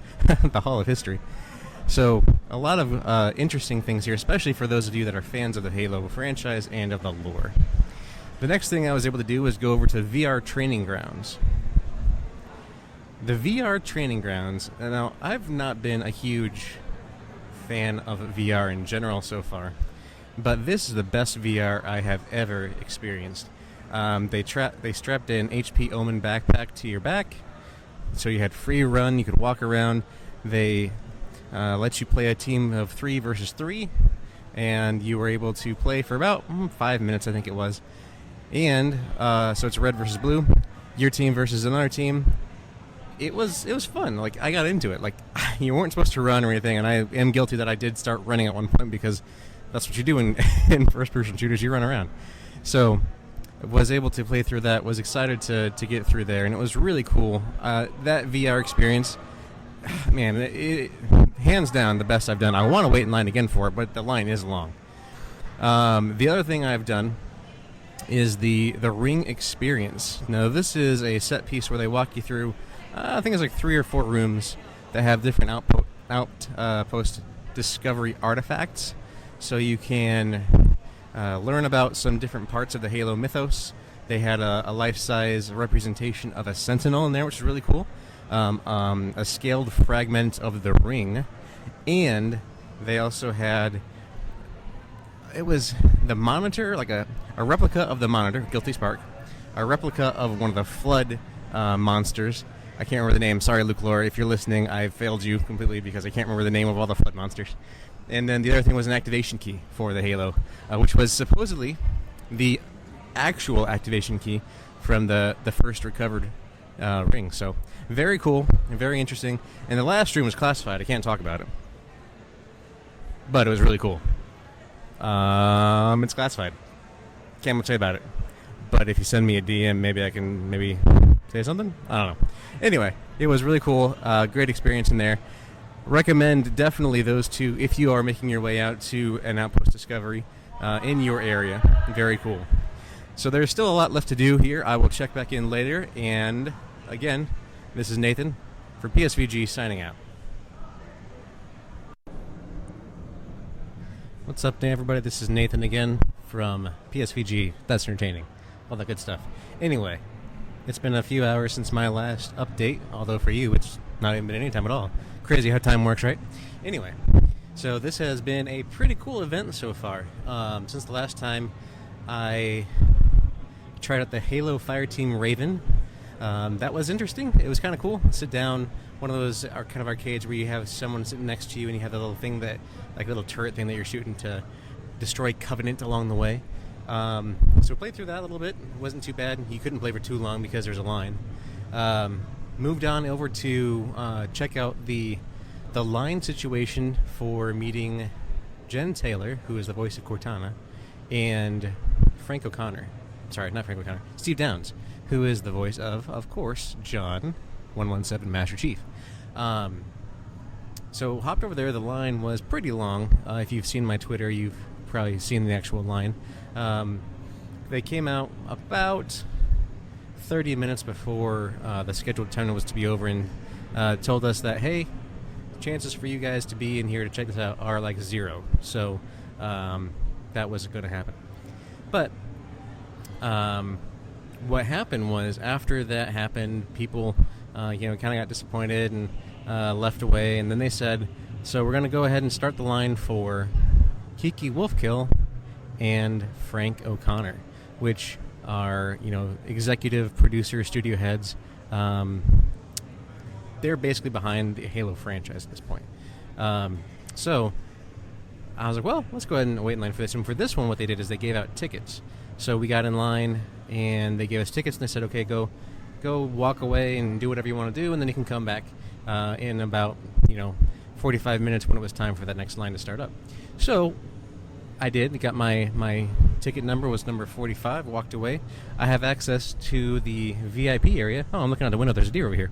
I love Illinois. You can just know what you're going to see. We're in Rosemont, Illinois, which isn't too far from Chicago. I'm looking out a window and I see a deer. I mean, this is not a nature area at all, but anyway, sidetrack. That's like a little squirrel segment. But went over to the VIP lounge, which is just this little area. It's kind of quiet in there. They got some games set up. They've got Fireteam Raven in there. I didn't actually have to wait in line. I guess I could have gone in there and just played it. And they had some, water and some chips and things like that. Which that's been my lunch today, by the way. I've been in lines and just walking around. I haven't had time to get any food. So I've only had chips, trail mix, and water since I've been here. And it's been, it's 4:50 now as I record this. So if that tells you anything, I'm getting a little hungry. But I digress. This has been a really interesting day, ups and downs. So we were kind of disappointed over there with the line. But I went over to that VIP area and just kind of sat down for a minute and I wanted to go see what was in there and check things out. About 3 minutes in there, maybe 5, the lights go up. And then this dog, they have like this bomb something dog that comes through, and then security kind of comes in. And then Frank, sorry, I keep saying Frank. Steve Downs and Jen Taylor walk in, and they said, hey, they're going to do quick pictures before their next panel if you guys want to come over and get a picture. And I was like, what? This is amazing. So while I wasn't able to get them to sign anything, I was able to get a picture with them, and they're very cool people to meet. I was really excited and happy that I was in there just at the right place at the right time, and you never know what's going to happen. So when I have down moments, I'm just going to go back over to the VIP area and just sit and see what happens. You never know who's going to show up. However, after that, I did go back in line and got in my place, number 45, to go meet Frank O'Connor and Kiki Wolfkill, which was really cool. They were very nice. I mean, I think Kiki had to take a second because she had a contact or something loose, so I was kind of just talking a little bit with Frank. He's like, it's okay, I can entertain. It was funny. But they're very nice people. I was only able to spend, a couple minutes with them. They both signed my Halo 4 limited edition steelbook case, which is a beautiful, beautiful case. If you guys have never seen it, it's like white, and they signed it with gold markers. I have a picture on Twitter. You can go check that out. It's very, very cool. I'm very happy that I got that opportunity to meet them a little bit, and they took a picture with me too. So that was really cool. then I came back out to the floor, which is where we kind of are now, and I just kind of walked the show floor, saw what was out here as far as the vendors go. There's a few here. The Marines are here. Extra Life is here. Shout out to Extra Life. Again, extralife.org, and you can check out my participant page at /participant/NT. So looking forward to another good year for Extra Life, but they are here, and there's a couple other vendors here as well. Really cool artwork around. Really cool just talking to people, hearing their stories about Halo and why they're here. It's been a really interesting time, and I'm looking forward to maybe talking a little bit more about it in the future as I compose my thoughts a little bit more. But I wanted to make sure I had a chance to at least talk to you guys again from the show floor here as I walk around. I'm only going to be here one day, and I haven't even gone down to the second level yet. So there's another level that has a Pelican escape, that has a combat zone, and the laser tag. There's like 3 big things down there. So I haven't even gone there. I'm going to go there next, I think. But there's also a panel I want to go to here in like a few minutes. So there's a lot going on, and I could see you needing a couple days to get through everything if you want to make sure you waited in lines to meet people and to see all the events that they have going on here. So it is a pretty cool thing so far. I'm still pretty up on it. Like I said, it's not been perfect. That whole line situation with meeting Frank and Jen was a little disappointing for a lot of people, and turned out being pretty okay with me. But that was it's been a good time so far. So anyway, I'm going to sign off again here now and check back in with you before I head out. Probably do one more final recording. I don't know if I'll do it from the show floor, from the car, or what. Hopefully this sounds decent. I have no clue what's going on. This is so weird, not even being able to hear what I'm saying. It's just like I'm talking into my phone, and what's going on? Anyway, thanks for listening. That deer's still out here. He's wagging his tail. He's eating. Figured I'd give you an update. Okay, you guys have a good one. Thanks again for listening. So, go ahead and state your name for the record. John Friend. John, thanks for joining me for just a couple seconds here. Awesome. You are a very tall man. I know a guy who's actually with our team. He's down in Florida. He went to the Orlando show. He's a tall man as well, but I think you might be up there with it. There's sorry for the volume on this. It's Halo. It's okay. So we've got there's a guy named Zach downstairs who's running the laser tag, who's a solid 7 foot, if not a tiny bit more. So trust me, there's still, I feel small around people here too. Yeah. Well, you're right there with Master Chief. I am almost Spartan size. Although it's scary. I think you could probably do it. When you stand next to the size chart, did you see the size charts? I haven't, but I saw the chief over there. Yeah, so there's a size chart on the back of the Elite. Okay. And you see like the actual, I think a Brute is anywhere from 12 feet to like 13 feet. No, the Hunter. And the Brute's like a solid 9 feet. And it's insane. Wow. Sorry, I'm off subject. We're I'm excited. We're okay. Yeah. So with Halo, with the franchise, obviously Outpost Discovery, here's where we're at today. What do you do? So I run consumer products for Halo, which is everything from socks and T-shirts, anything that's not a game that you can go buy, all the way up to bigger things like this, which is a real world event. Okay. And you also do the gear.xbox, all that stuff, right? Yes. So So the folks on the Xbox brand asked us to pick up responsibility for that too. So now we do all of the Xbox branded gear and the new web store too. I have a Phil Spencer Xbox pin, by the way, at home. Oh, no way! So when I did my E3 coverage last year, I had my suit on. It was great. I love that pin. That's I even wear it awesome. to work sometimes. I'm an insurance guy, so it's like nobody knows except me. That's sweet. It's great. Yeah. You got to share your gamer cred somehow. And if you Absolutely. can't wear a Halo shirt to an office, you can do something. So as far as that goes, how did you get into doing this? So I've been doing licensing and consumer products for probably 15 years or more now. Okay. I started at Cartoon Network. Oh, really? And I loved it, but I also loved video games. Yeah. So I ended up coming to the West Coast to work at Lucasfilm. Okay. One of my first You projects. are talking my language, man. Like, network to Lucasfilm, this is just me. Yeah, no, honestly, I feel super lucky. It's great. And so I got to work at Lucas. Okay. Literally my first day in the job in San Francisco, they're like, hey, there's some people from Xbox here. You want to come join this meeting? That turned into a project we did with Xbox, and one thing led to another, and now I live in the lovely Pacific Northwest. You know, I love the Pacific Northwest. Mount Rainier right there, that view from Seattle is fantastic. It's insane, yes. The seafood out there, if you're a seafood person, Yep. is fantastic. It's great. I love Seattle. Yes. The only bad part is the rain. Yes. Yeah. It gets gray and drizzly. Yeah, a lot. a little bit. Yeah. So what's your favorite aspect of what you do now with the gear and everything, with the Halo? What's your favorite aspect that you think about each day and like, this is what drives me? 100% the fans. Yeah? I mean, honestly, like, being at an event like this, I mean, we end up working crazy hours, and the leading up to an event like this sometimes is insane. Live events, crazy things happen. But then you get out here and you actually get to spend time talking to the fans and engaging with them, or like playing laser tag with them and like doing stuff with them. And it is like, it's beyond energizing. It's good for the soul. And honestly, so everything we do, like even delivering a new web store so that we can actually, like, people can finally get stuff from Xbox easily. Like, I was very happy when you did that, by the way. Honestly, like, it actually starts with the idea of like winning the fans, or even better, earning the fans. Yeah. Because if we can earn the fans, like, then there's like even more things we can do, and that feedback loop is so powerful. It's just amazing. It's very cool. Yeah. Well, I don't want to take up too much of your time, but I wanted to thank you for just taking a few minutes and talk with me here. This is a really cool event. I'm sure you guys are very excited. You've been in 3 places already. Yep. You got 3 left. 2 more. So 2 more? Chicago, then Houston, then Anaheim. Which one has been your favorite so far? They've all been different. It's funny. Like, the cities and the people in each city have a different flavor. Each building's different. Yeah. So you'll have to ask me at the end of the tour. I don't know. Honestly, it really is. It sounds cheesy, but just hanging out with fans is unbelievable. It's such a blessing to be able to do this. So we love it. Yeah. Well, thank you for taking the time. Yeah, no. Appreciate you coming out to Chicago. Thank you. It's a good time with you. Awesome. Enjoy the rest of the show. Yeah. Found a quiet spot this time, so hopefully this sounds okay. But this will be my final recording from the on-site Halo Discovery in Chicago. So, pretty cool event in all.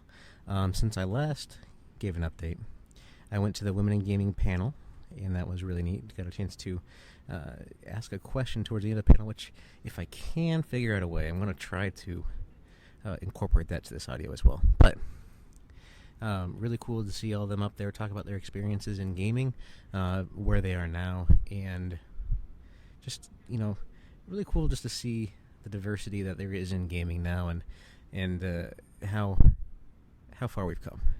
So that was a great panel. That was the only one I was able to attend.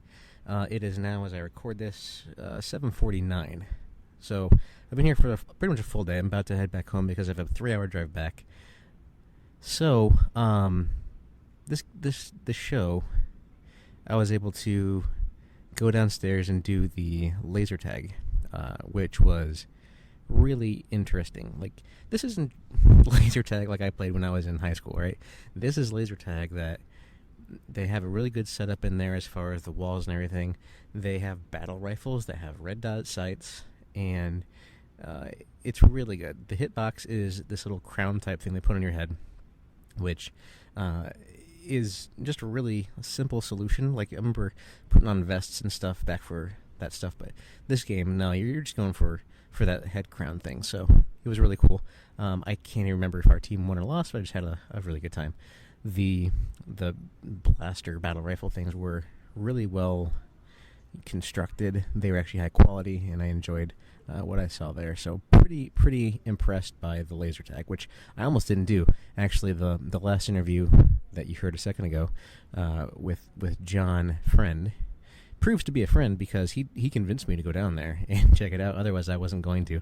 I was going to actually head out a little earlier, but I did go down and check that out. So that was my second favorite part, or experience rather, here at Halo Discovery Outpost. So if you get a chance to go, that is definitely something they should put higher on your list. The wait wasn't too bad. It was 15 on 15. So they pulled in 30 people per session. You played for 5 minutes, and you had, if you got hit, your shield would go down. If you got hit too much, then you'd have to go respawn, which is over in a corner. You go in there for 3 seconds, and then you can respawn. It was really, really cool. After that, the time flies when you're at these type of events, and you don't realize it. Like, you think you can get everything done in a day, and as best you try, that may not actually happen. So I was impressed by the amount of content that was here. There was the market area. There were 3 exhibits downstairs. 2 I didn't even get a chance to do. So Pelican, I can't remember what it's called. Pelican. I don't remember. It was to do with the Pelican. The other one was an escape room that was based around the Covenant. So really nice exhibits. The escape room, I think it was like a 30-minute limit, so that one had a long line just because they could only have a few people in, and it could take 30 minutes, and so you were waiting there for a bit. And then the Pelican, that looked like that only had like an hour wait when I was looking at it. So you were able to actually get into most of the things here, and this is on a Friday again. I'm sure Saturday is going to be really busy, and Sunday might be on par with Saturday, but maybe a little bit busier than today. So there were only a couple experiences I wasn't able to do, but I really think that if you get a chance to come and do the ones I did, it would be worth the ticket. So if you went and were able to do the VR, that VR was amazing. That should be like the prime target. Go do your VR first in line, because that line got long. That line got really long. I think I saw that it was like a 2-hour wait at one point, and it got longer than past that. So the second thing was also going to be laser tag. Laser tag was also really, really good. And the panels were amazing. Being able to meet 343, like the staff members, that was really good. So in all, I really enjoyed it. The VIP lounge area that I got access to was actually a really cool place because, like I mentioned earlier, I got a chance to meet Steve Downs and Jen Taylor there, as well as the voice of Guilty Spark. I think his name was Todd. I can't remember his last name. He came in and did a little panel there as well.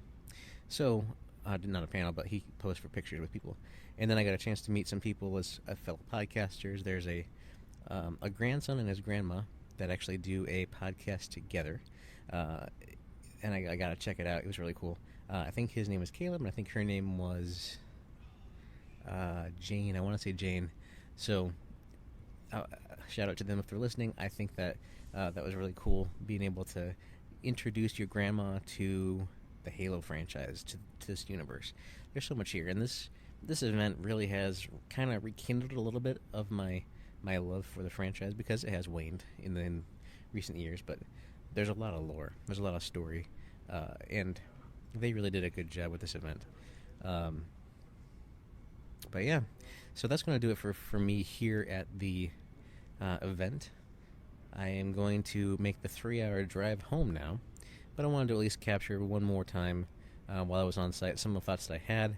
I got to see a lot of people walking around in cosplay. That was really cool. There was a lot of young people here. There were a lot of families, which I was kind of surprised by. So it was all walks. Halo brings them all together. So that's going to do it for the on-site experience. I'm going to sign off here, and I will put the rest of the things on with this podcast when it's recorded as well. So my plan, I'm going to commit to it now. If I fail, we'll see, is to put these bits together, try to get that content from Mixer where I asked that question on the Women of Gaming panel, and then do a little bit more expansion on my thoughts here in a proper podcast form. So again, thanks for listening, and now on to whatever is next. Maybe not. I don't know. We'll see. All right. Have a good one.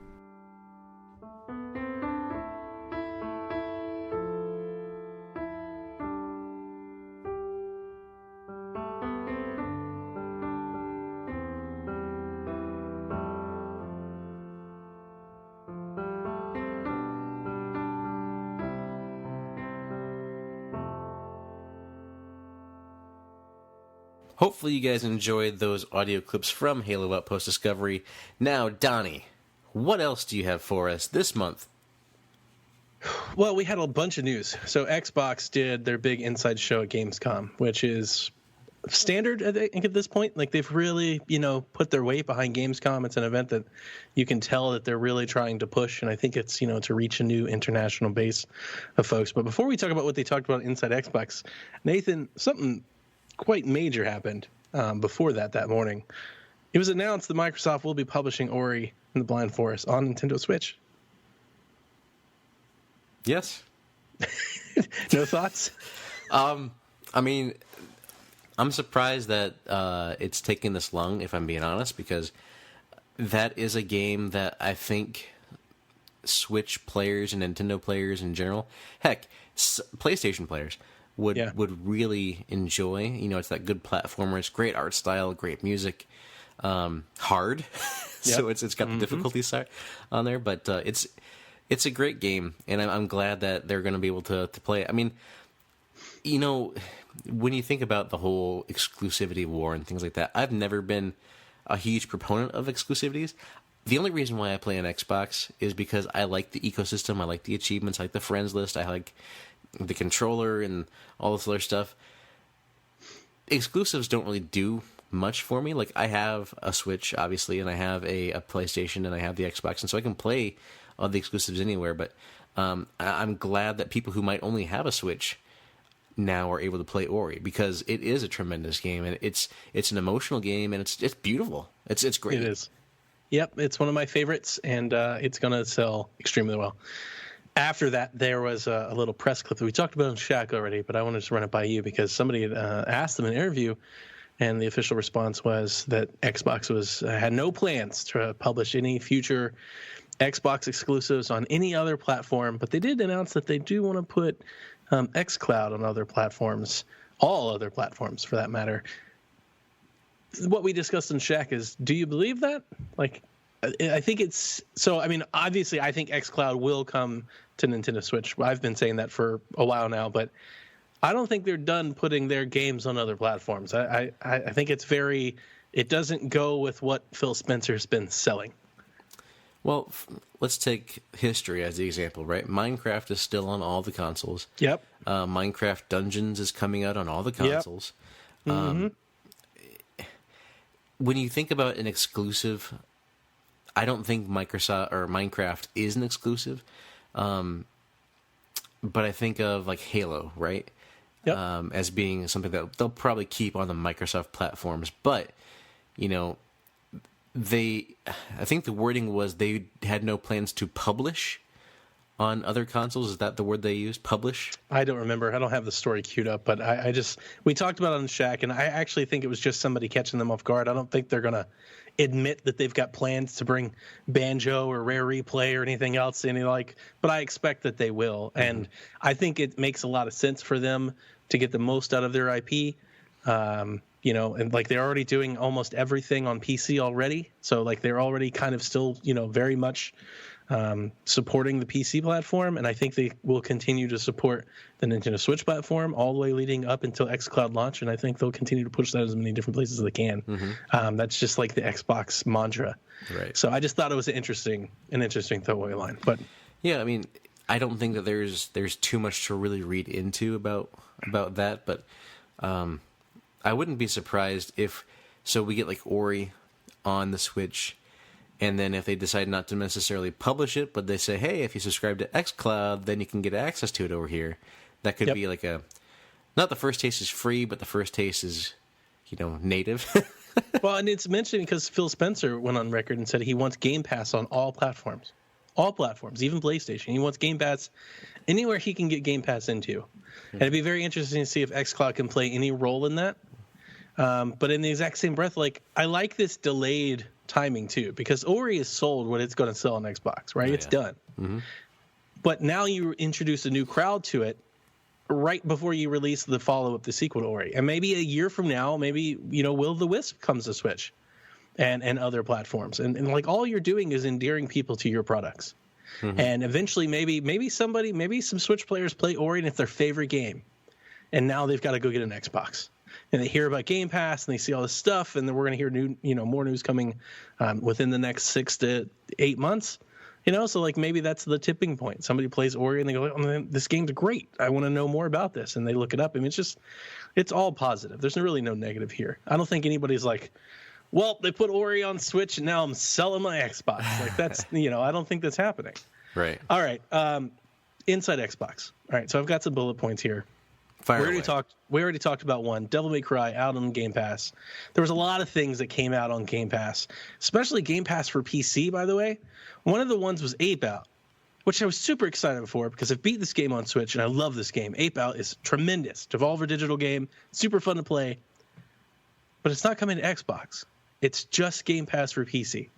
And I was like, it doesn't make any sense because it's an I was wrapping my mind in our Discord with Kevin, like, there is no game on Game Pass that is on Xbox but is not available for Xbox. But here's the thing. I was reminded on Twitter when I kind of took to Twitterland to voice my concern, because I was a little scared that we were going to get into this realm where Xbox games are playable, but they're only playable on PC and vice versa.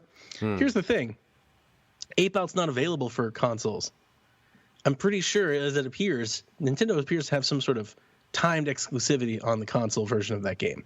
So the only way they can really offer it to you right now is on PC. It's not even on Xbox on the store. I just assumed it was. So I imagine whenever that exclusivity ends and it comes out that it'll launch into Game Pass. But it's a great game. And if you do play on your PC and you want to pull out a controller, you absolutely should play that. Yeah. But Bard's Tale 4 and what was the other one? Age of Empires, they dropped on Games Pass for PC. There's a bunch of Games Pass for PC stuff that they dropped. They launched 2 new Xbox One controllers with the camo stuff. They added PUBG, added crossplay. How do you feel about PUBG? I know you were way in on it, and it feels like, I mean, and this is just my echo chamber, like, giving me an impression, but my impression is that nobody plays it anymore. But obviously people are still playing the game. Yeah, I mean, they're still developing the game, and I know of, some of my friends that still play it pretty regularly. I personally haven't launched it in a long time, ever since Apex came out. Apex scratches that itch, and Apex looks a lot better and moves better, and when I think of PUBG, I think of jank, I still think that they have a lot of work to be done on it, but I do know that the player counts did go down. It was a pretty demonstrable. Yeah. With Apex and Fortnite and Blackout, like, it couldn't continue. Yeah, so I think this is a smart business move because it keeps people alive and it keeps a player base active, and it helps that out because the one thing about these free-to-play games is if you don't have that player base for the free players, because there's all these other free-to-play games that they could go try out. They could go play Fortnite for free. They could go play Apex for free. If you don't keep the people together and give them something different, they'll leave. And the people who pay to play, that pay for these season passes and pay for the skins and the cosmetics, they're not going to stick around either because there's no one to play with, and that player base is dwindling. So it's a smart business decision for them to open this up. And I think this is just the first of many games to have this type of crossplay now. Yep. Wasteland 3 got a trailer, and I thought it looked really, really good, even though the game is not really on my radar. They announced that they're doing the 2 month, the 2 months of Game Pass for $2, Game Pass Ultimate. So we've done the 1 month forever, but now you get 2 for $2. So they're really trying to get people on that bandwagon. And then probably the highlight of the show for me was Gears 5 Horde mode, where they talked about all the different characters and their finishing abilities, as well as playable Jackbot, which looked amazing. I want to play as Jackbot and go heal people and stun people and be flying R2-D2. That looked amazing. And then I'm sure you and all the Halo fans are very happy to hear that Halo Reach folks will be playable in Gears 5 Horde mode. You can play as Halo Reach characters, which is a pretty cool little nifty DLC pack. Yeah, and there's also like the Terminator stuff and some more things. If you have if you have Game Pass Ultimate, you get to play that early. So they have the Ultimate Edition of Gears 5 that comes out like 5 days early or something like that. If you have Game Pass Ultimate, you also get the early access.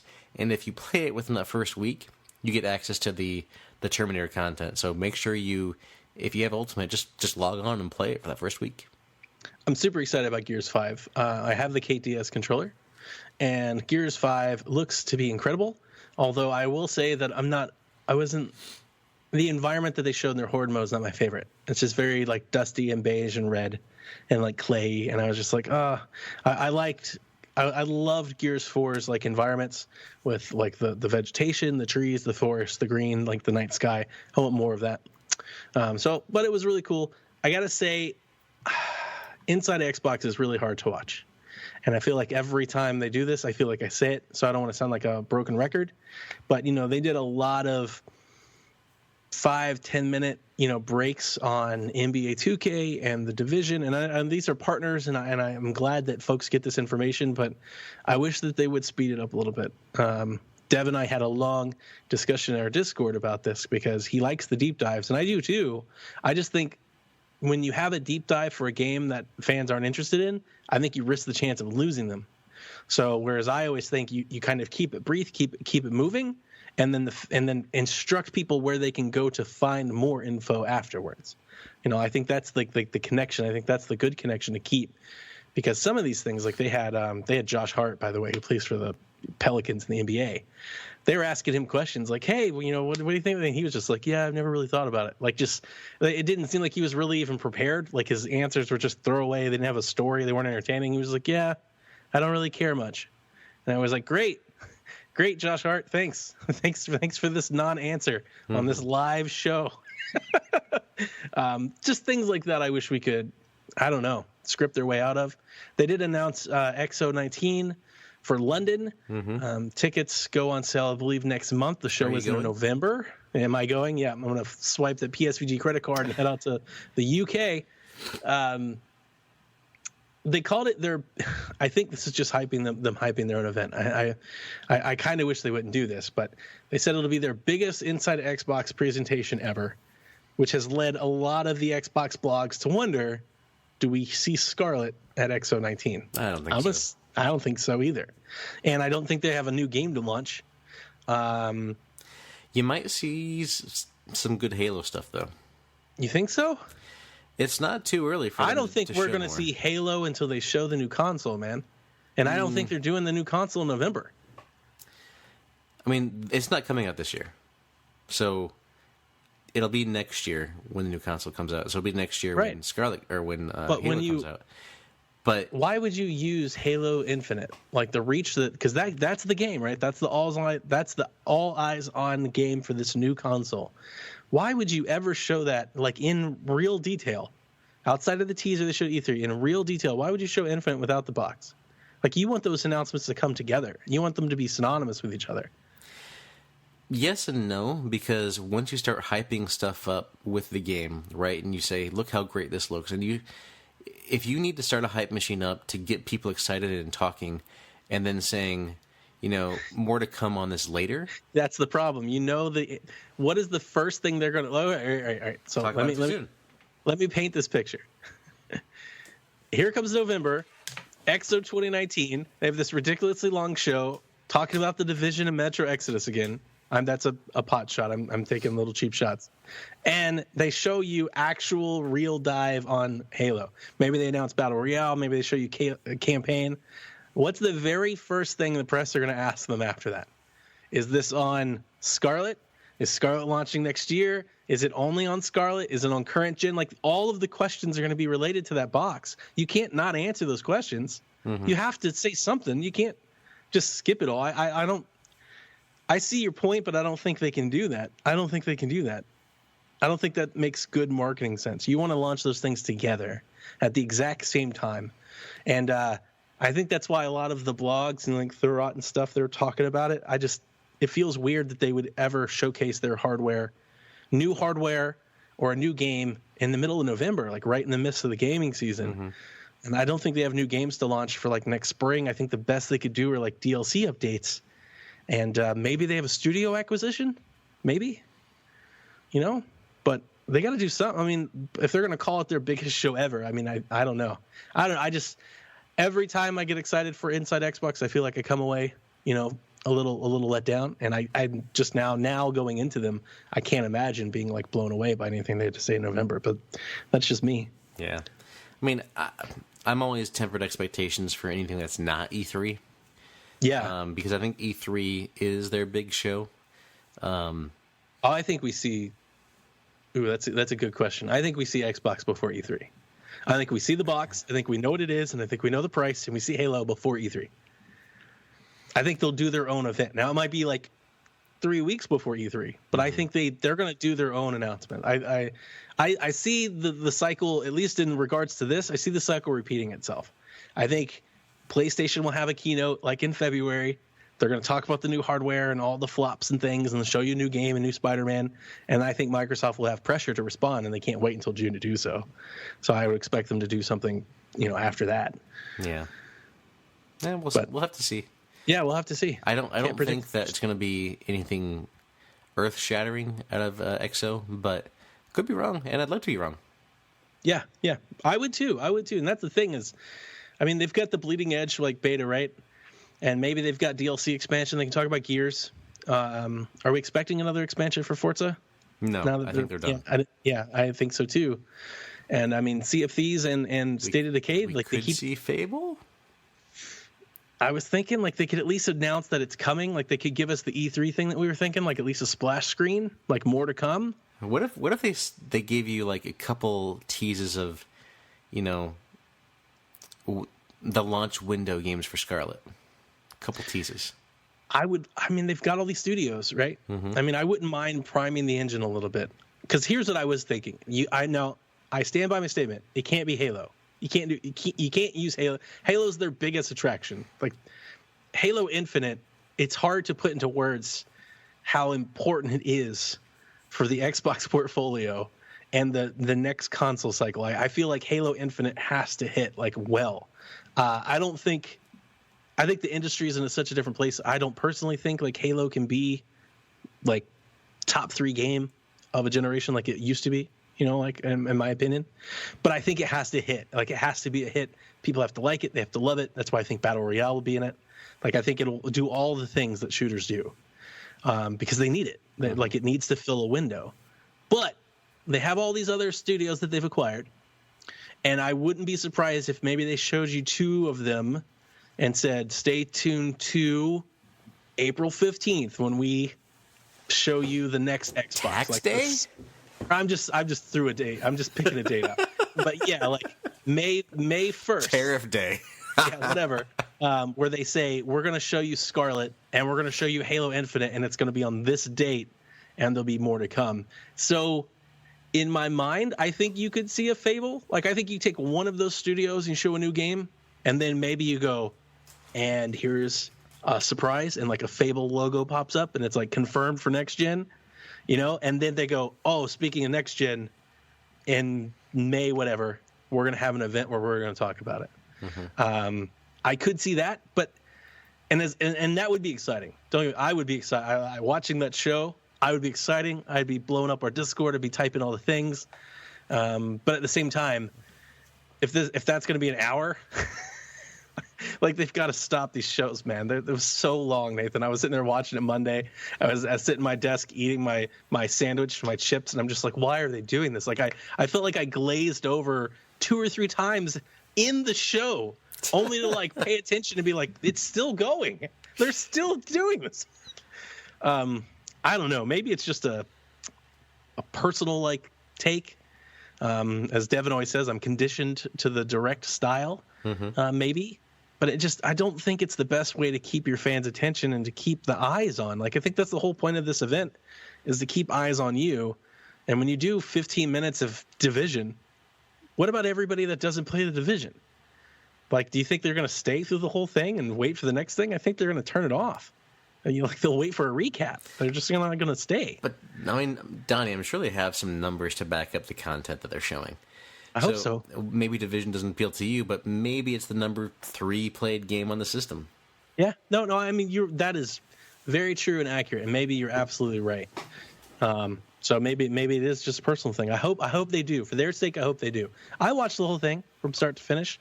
I very much enjoyed Romero's game that I forgot the name of it already. The Prohibition XCOM game thing. Very much paying attention to that one and want to see it, but yeah. Yeah, it was just, I don't know, kind of felt like filler. You know, I don't know.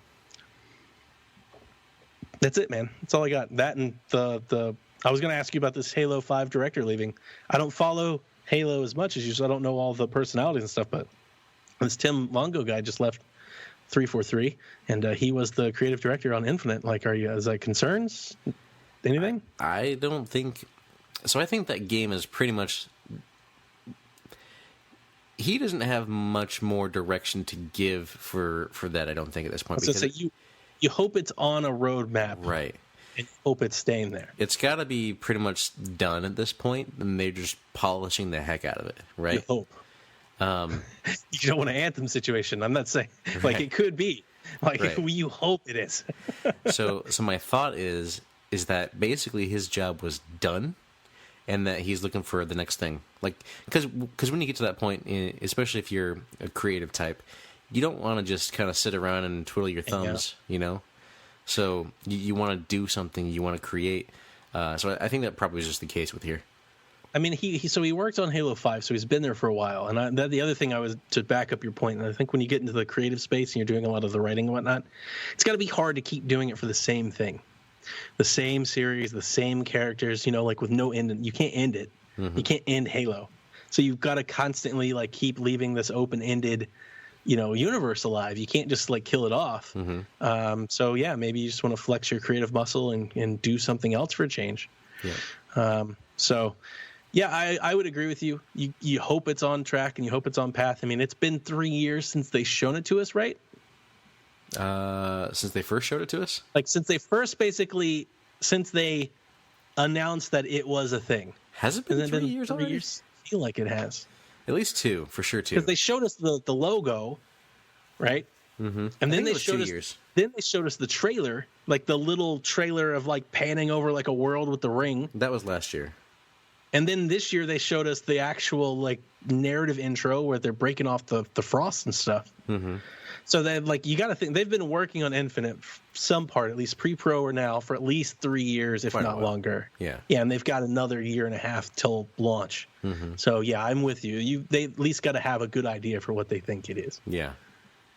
Story should be scoped out by now. Campaign should be agreed upon. They should be working on multiplayer, thinking of new modes and balancing. I would hope. Mm-hmm. If not, we're in trouble. Right. But yeah, that's it. Well, that's a good robust show for this month, I think, Donnie. I think we've said the things and talked about the other things. So, yeah. Any final thoughts for this month, sir? I do. You're going to play Blair Witch next week? I'm not a spooky game guy. I know you're not, but come on. You should play it and tell me if it's spooky. Oh, it's definitely going to be spooky. I'm excited. Are you, what are you playing next month? Is there anything on your radar? Are you playing The Man of Medan? I have no clue what that is. So I will not be playing anything that's not coming on Game Pass, except for Star Wars for the rest of the year. Really? That's it. No Call of Duty? Nope, I've never been a COD guy. I got you, but you're going to play Gears 5 next week, or 2 weeks from now, right? 2 weeks. I probably should play the other 4 first. Oh, hey, I haven't played Gears Pop. Well, at least, oh, yeah, that's the other thing that happened. You're right, Gears Pop launch. How do you like Gears Pop? I haven't even downloaded it yet. So I have not played a mobile game in years. Like, I don't do mobile stuff. That's my thing. Yeah, I've not played a game at least for 4 years on my phone. So I downloaded this game.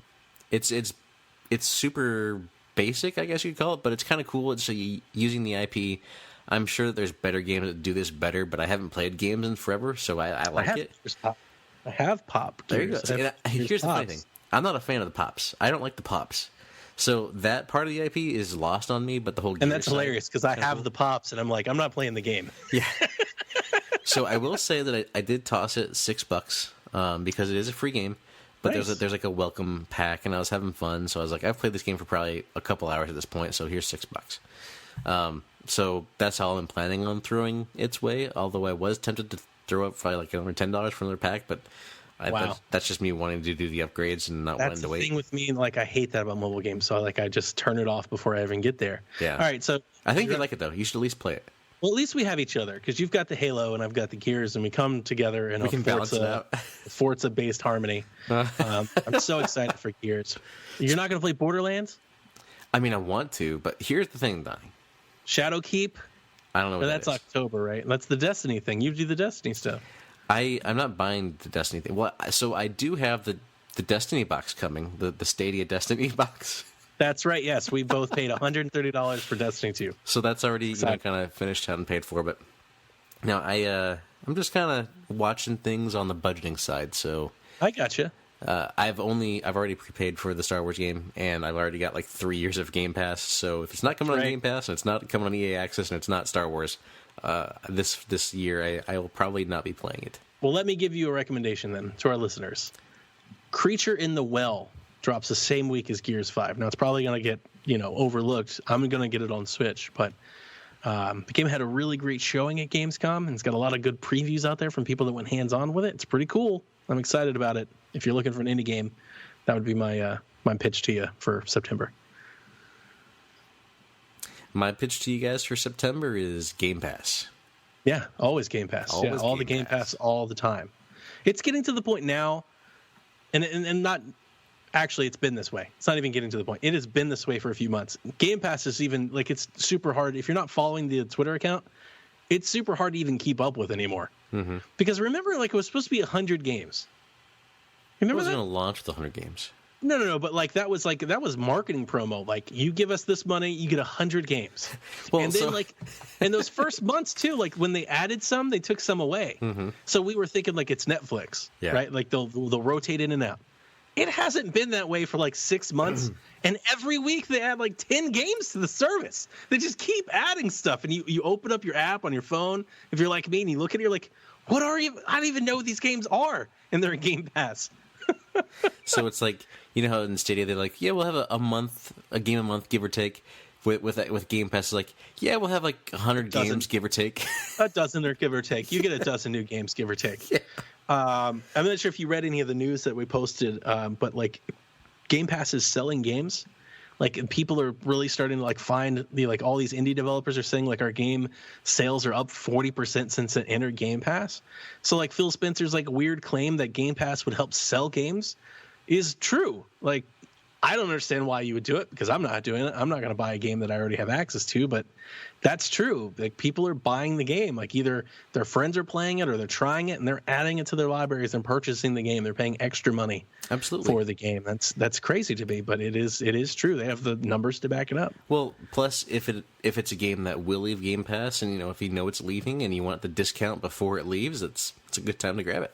I guess so. I think it's people like us talking about a game in Game Pass, and then people not like us that don't want a subscription that just buy good game. I think it's just helping. Valid. I think it's just helping marketing. It's just helping.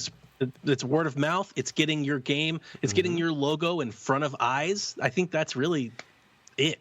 I mean, it's people saying the name of the title on podcasts. I don't know how many podcasts I listen to, and they say the names of these games that are coming on Game Pass, and it's like, oh, well, that's wouldn't even know it any otherwise. Yeah. So if you're a game that's launching into Game Pass, and it's like the Rocket League effect, right? When that launched in the PS Plus, nobody would have played that game before if it wasn't on PS Plus. But now those games that are coming out on Game Pass are actually getting some attention, which is great. That's exactly right. So, yep, Game Pass podcast strikes again. That's right. All right. That's going to do it for us this month. We thank you for listening. And again, thank you for checking out our Outpost Discovery coverage here on this episode. Hopefully we can do something like this more for you again. Hopefully the audio files sounded okay. But we'll hear, I'm sure, from you on either the Discord, which you can find us over on the Discord. Hey, Donnie, while I'm talking about our Discord and our Twitter, can you get our list of friends from our Patreon? Absolutely, I can. I can thank you want me. So let me get this clear. Would you like me to thank the Patreon producers that support us over at patreon.com/PSVG? That would be fantastic. So thank you, Callow, Barry, Josh, Chris, Devin, Kyle, Benji, Paul, and Joel. You guys help keep the ship afloat.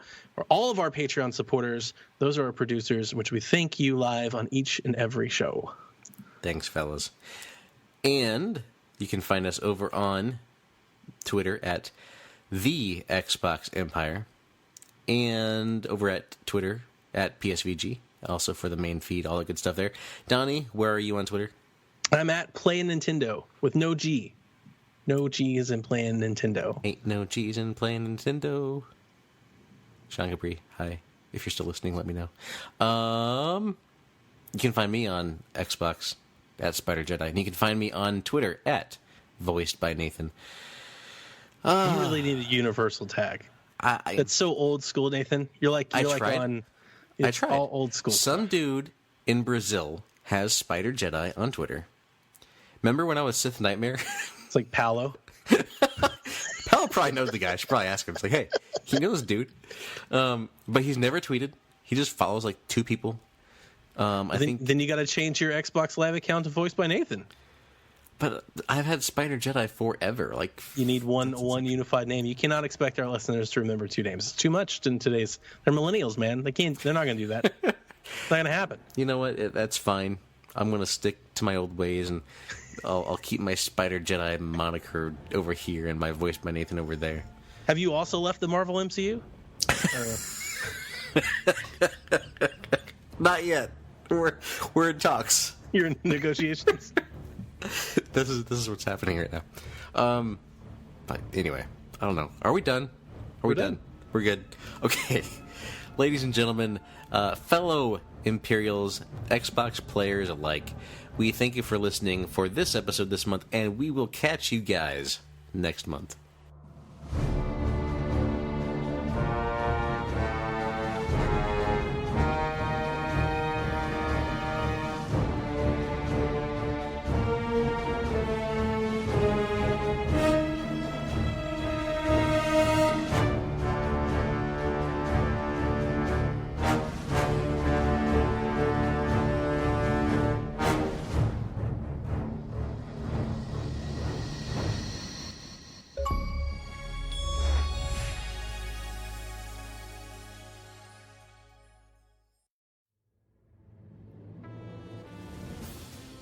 This has been a PSVG production. Any music, sound effects, or the like is owned by their respective copyright holders. No infringement is intended. The views expressed in this production are those of the individual contributor and may not necessarily reflect PSVG. This production may not be repurposed, reused, or redistributed without the express written consent of PSVG. PSVG is powered by patrons at patreon.com/PSVG. Become a patron to get special perks, including access to exclusive content.